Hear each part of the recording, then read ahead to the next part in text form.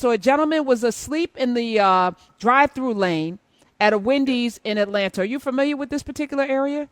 I'm very familiar with that particular area. I'm actually familiar with that Wendy's too, because I used to get off on that exit back in the day and pass right by it. It's been renovated since I used to go to it years ago, but it was in that exact same spot. And imagine, you fall asleep in a drive-through line, and after you've been out or whatever the case is, the folks inside the Wendy's actually called the police. I'm thinking, couldn't somebody have just walked up to the car, knocked on the window, and said, "Wake up"? But gentlemen, police came. They attempted to accost and or arrest the gentleman. A fight ensued. The guy took the taser out of the police officer's hand and started to run, and the police shot him as he was running away.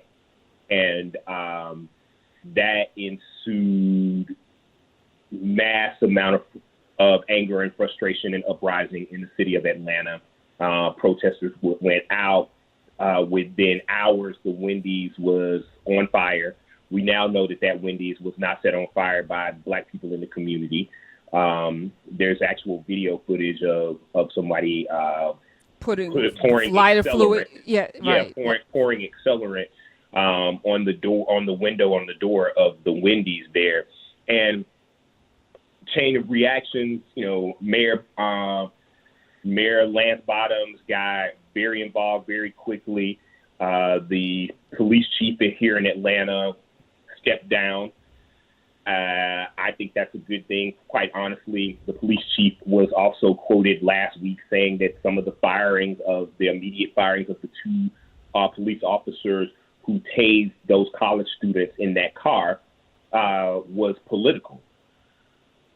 I felt like that was insubordination to her boss personally. So her exiting stage left, to me, is not a bad thing. I think that in this time, what's not political? I had somebody say this weekend that that the Black Lives Matter is being subverted by a political agenda. The civil rights movement was a political agenda.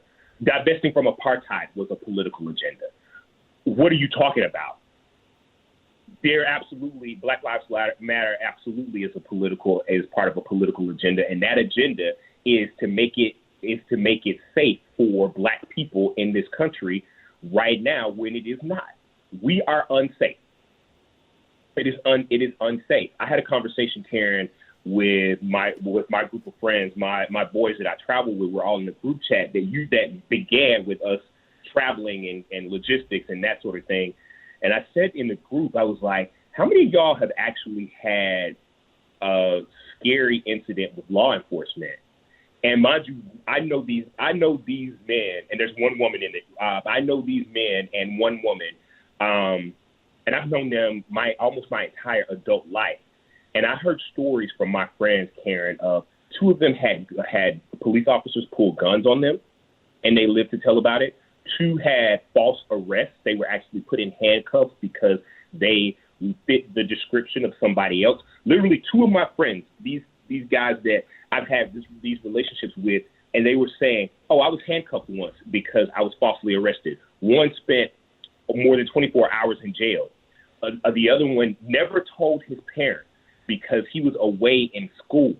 He was the only person in his immediate family who's going to college. He didn't want to tell his mother because she was already worried about him being away in college. So he never told anybody. He went back to the dorm after he got out of jail for being falsely arrested. He went back to the dorm and tried to attempt to go back to living his life in a normal way. And, almost all of us had been pulled over. I was telling them about a story of when I was pulled over on my way from Mississippi to Atlanta. And I pulled over driving. The guy kept saying, "Whose car is this? Whose car is this?" And I was like, "It says Charles McCaskill. My name is Andrew McCaskill. It's my father. The car's in my father's name. Here's my stuff. I'm on the insurance. 4 police cars, 8 officers, and a K-9 unit. I was on the side of the highway for over an hour. completely took everything out of the back of my car. And the guy pulls out I was driving an SUV, so there's a tire under there.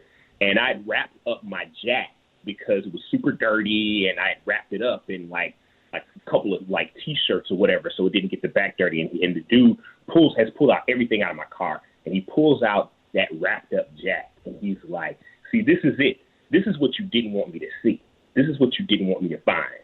And so I told him, I was like, "You all should come around and look at this." And the dude unwraps it. He's unwrapping, and it's a jack.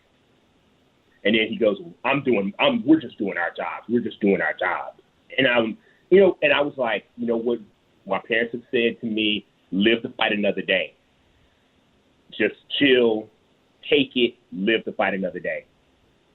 I had that experience, and I thought my shit was horrible because I had that experience. It was humiliating. It was the whole 9 yards. It was all these people. One black cop who offered me no grace in the process, amongst his 7 white counterparts, offered me no grace in that situation. Not even a look of empathy, not even a look of sympathy, not even a look of, if this goes left, I got you. Nothing of that. And I thought my situation was ridiculous, untenable. I had friends who actually had cops pull guns on them. And this is just a normal circle of guys who just living their lives. And you guys never talked about this. You've traveled to foreign countries together. You've been traveling with this group for a while. The pictures are amazing on your Instagram. And you never had a conversation about that until 2020. Until 2020. And it's not just we've been traveling together. We've gone to each other's graduations. We've gone to each other to parents' funerals. We've been in each other's lives. We are brothers in every way that you can think about it.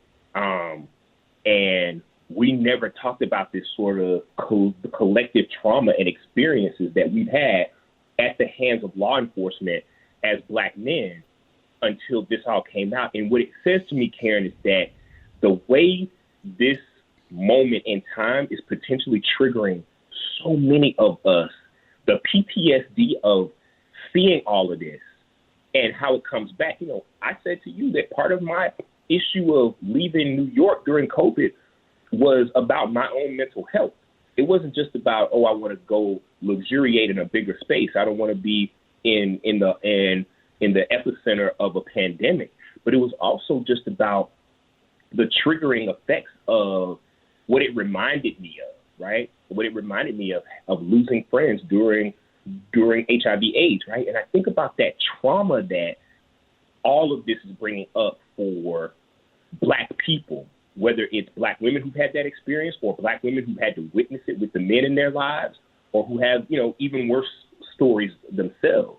Mm. And we've never talked about it until this weekend.